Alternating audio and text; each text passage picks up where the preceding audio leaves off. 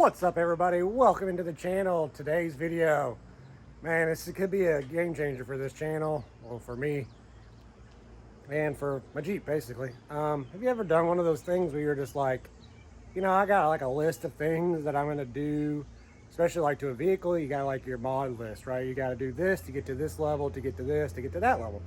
Well, kind of jumped the gun on my list here, and I did a thing. I purchased something that I wanted to purchase, but it's kind of a couple things off. Found a killer deal on it, and yeah, pulled the trigger.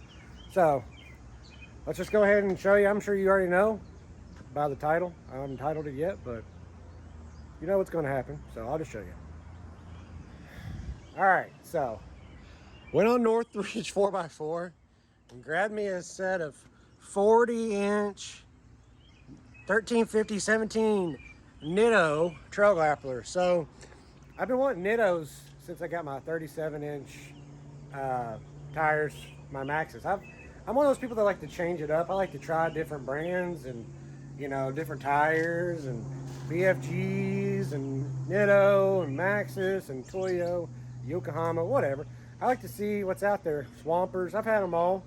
And I like to see, because some stuff works better in some areas. But last year, or 2 years ago, when I ordered I was going to order a set of 37s, and they were on back order. Ended up canceling it, found a set of Maxxis, which I had in 35s, and upgraded 37s. So, Northridge was running a sale. I got these tires for a steal on 40s. And yeah, so now I have a set of 40-inch Nitto Trail Grapplers, and I'll be running them on a stock Dana 30, or Dana 30, stock 44 that's regeared. So should be fun. So yeah, so we got a set of 40-inch 1350 R17s, C-rated Nitto Trail Grapplers, which is kind of funny because I was looking back at it. So I don't know if you follow my Grand Cherokee build here. So I did wheels and tires on this thing a while back. I got a set of KM3s when they first came out. These are 285 75, so like a 34. Funny thing about it, I was looking back because I also bought those on Northridge, because Northridge has a warehouse close to me. I literally ordered these tires over the weekend on Saturday, and then this is Tuesday, and they're here at my door. So literally one business day or 2 business days, and they're at my door.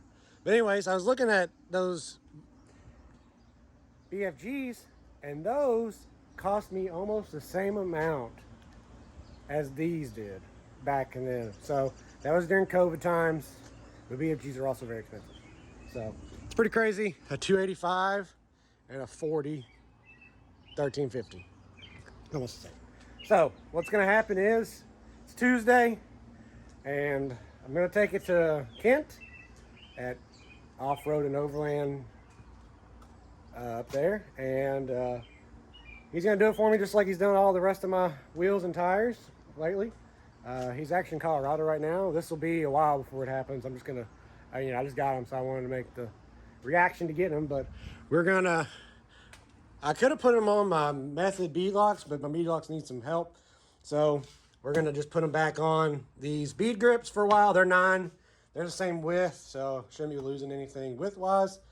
Might have to run a spacer, which my spacer's on that Jeep over there, which I'll just take that off and put them on here. But yeah, we got some stuff to do. Scored a Warren Xeon 10S winch right here, pretty much brand new in the box. Got to put that on, but yeah, definitely going to be. So I'm on a 3.5. I just put those 3.5-inch springs, metal springs on my Jeep. So hopefully they fit. These fit on 3.5-inch springs. I'll need to put those rock crawler arms on the back, most likely, to get it to work. But hopefully it all works out. If it doesn't, pretty much screwed. But yeah. So next thing you'll see is me trying to find a way to get all these tires in the back of this truck over here or somewhere, and take him to Kent, and he'll dismount those Maxxis, which there's nothing wrong with those tires.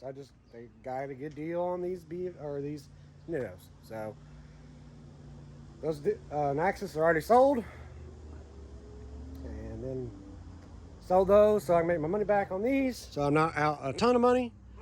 But yeah, so get these boys in the truck later on, and for now I got to figure out where I'm gonna put them in the house somewhere, and then we'll be seeing what this Jeep looks like on 40s and a 3.5-inch lift. All right, got them all switched out. The Jeep is on the AVs, on the BFGs with they're like a 34 or whatever. Jeep looks tiny now. Got all 5 37s in the back of the truck. That's good. And then the poor Grand Cherokee is back on its stock wheels and tires. So, man, it's a lot of work moving 8 tires around and then load them in the back of this truck. But I'm gonna run up there and drop these off, then have to run back home, grab the 40s, because I don't think I could fit the 40s in here. So run over there, drop these off, come back, get the 40s, and drop those off, and then that'll be it for today's adventure. And then wait until he's done with them, and then I'll go pick them up and we'll put them on. Found out some stuff while looking at it without the tires on it. Gonna have to remove, I got a bracket in the rear because I'm gonna have to put the longer control arms on it. And I got, when I put this 3-inch Swift on there, it had a bump stop. You can see right there, right there. It's a bump stop relocation. So I don't have that much up travel for a 3-inch lift. So I gotta remove that to get the bolt out for that controller. So I'd rather do that because I know for certain that I'm gonna need, I mean, you gotta do longer control arms. They're sitting right over here. So that'll have to be done, but I'm not in no rush. Do one day at a time. So let's run, take these tires to them, and then come back and do all that crap, like I said. So let's do it. All right, it is time. So I've been working on this Jeep a little bit today. I had to put on these lower control arms. Didn't want to bore you guys with that. I got them most of the way on. Not going to be able to drive this Jeep today on this video because the flag nut on this upper control arm bolt has got, I need to have a tap that out a little bit because it's not threading in all the way. So not going to be able to drive it today or whatever, but I will be able to put it on and put the tires on and see what's going on with it. So this is one of the 34s, or it's a 285, so like a 34 that I've been running on the Jeep since I got these put on. And then we got the 40s right there. So now that I have the control arms put on, front control arms put on, I've had those on for a while. Gonna go ahead and see about putting these 40s on. So I don't know if I'm gonna need a spacer. I'm gonna put them on without the spacer first to see how bad it is. And then if I need a spacer, I have a spacer. 1.5 inch spacer. But I want to try it without the spacer first to see. I'm already cut in here before because I had stock control arms on 37s. So I already had to cut. So hopefully I won't have to cut anymore. I might have to cut on the back pinch weld a bit. Right here somewhere. Might have to radius this completely out right there. Who knows? But 3.5-inch springs, longer control arms. So let's go ahead and quit talking about it and let's put this tire on. All right, we got the back on here. Had to mess with the control arms a little bit more, but it's on. Got the reverse Cali Lynn going. It's getting ready, starting to rain a little bit, but it just looks like a passing shower, so no big deal. Shouldn't have to mess with the suspension anymore to get the front on. The front's good to go. Back, had to mess with that. Hold on, it's starting to rain. Let me get in here. Yeah, so just the front to do now. and we'll be done. So like I said, gonna have to trim that probably to the corner and up, and definitely gonna have to trim the rear for up travel. But they're on. So let's go ahead and move to the front, grab up all the tools that I don't need, because it's been raining. It's raining a little bit.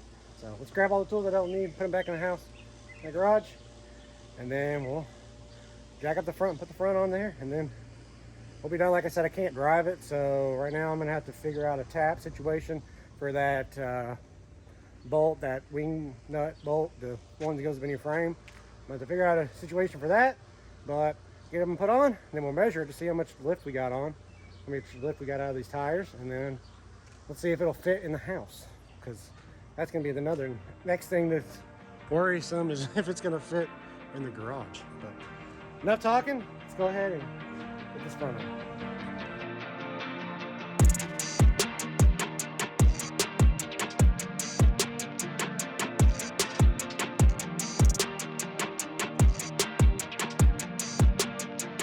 All right, so backed it up here a little bit and tried to turn, and it's already hitting the frame. This is as far as it goes until it hits the frame and the inside.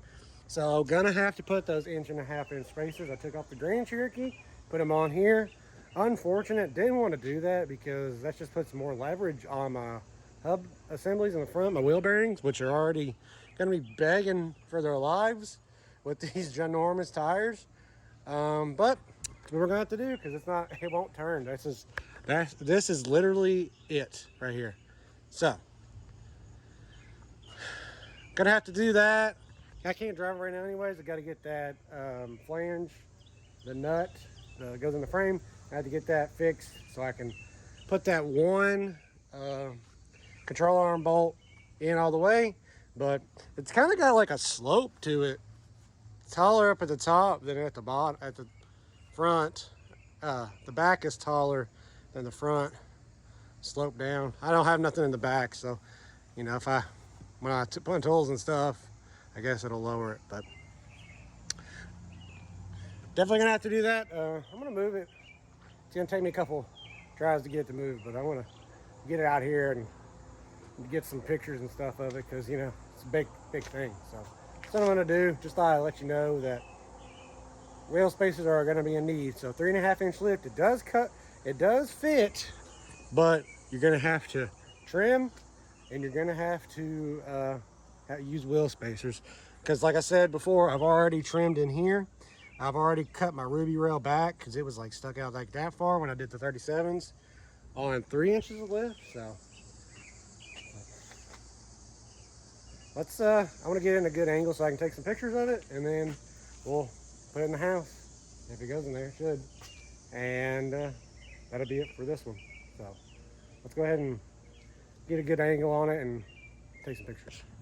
Well guys, that's gonna be it for this one. Like I said, you're gonna have to get some spacers on the front to clear the steering.